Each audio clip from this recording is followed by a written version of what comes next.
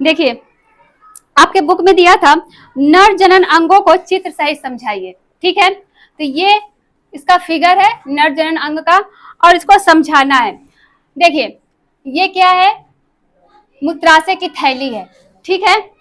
और ये हमारा मूत्रवाहिनी है, ये जो है वीर्यपुटिका है, ये जो दिख रहे हैं ये अस्थम उत्तक है, और ये जो हमारा है ये अंडकोश की थैली है, ठीक है।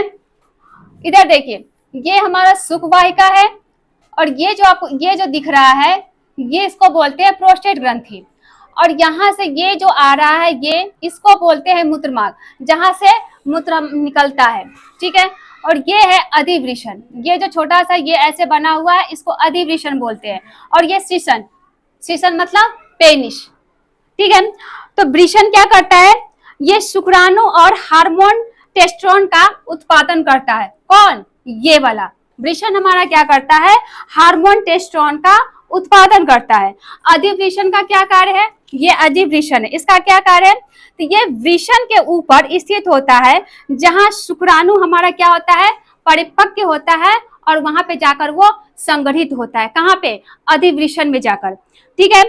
उसके बाद ये शीशन, शीशन को हम इंग्लिश में पेनिस बोलते हैं। तो पेनिस का क्या कार्य होता है, तो यह वह अंग होता है जिसके माध्यम से वीर्य जो होता है शरीर से बाहर निकलता है, ठीक है।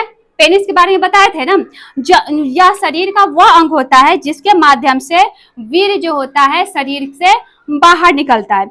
उसके बाद है सुखवाहिका, सुखवाहिका का क्या कार्य होता है, तो यह तरल पदार्थ होता है के साथ नहीं, ये तरल पदार्थ के साथ मिलकर जो शुक्राणु के साथ मिलकर वीर्य का निर्माण करता है। कौन, सुखवाहिका। सुखवाहिका क्या करता है, यह वह तरल पदार्थ होता है जो शुक्राणु के साथ मिलकर वीर्य का निर्माण करता है। आया समझ में।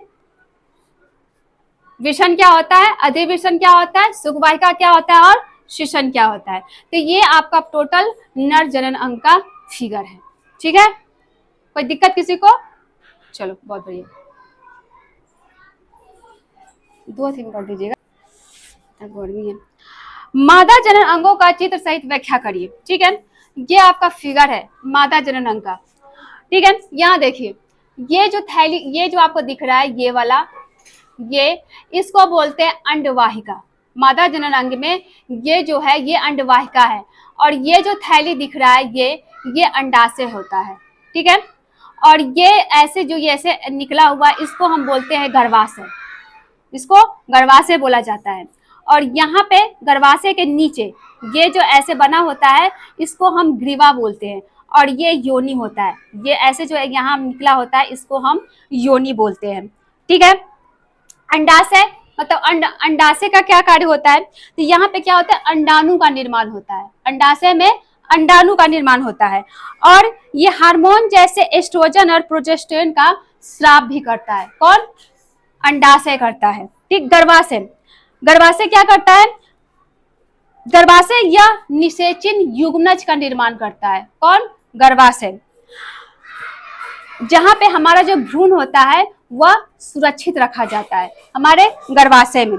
योनि, योनि का कार्य होता है यह जनन मार्ग होता है, ठीक है, जो बाहरी शरीर को गर्भाशय से जोड़ता है। हमारा जो योनि होता है यह जनन अंग होता है, यह हमारे बाहरी शरीर को गर्भाशय से जोड़ कर रखता है।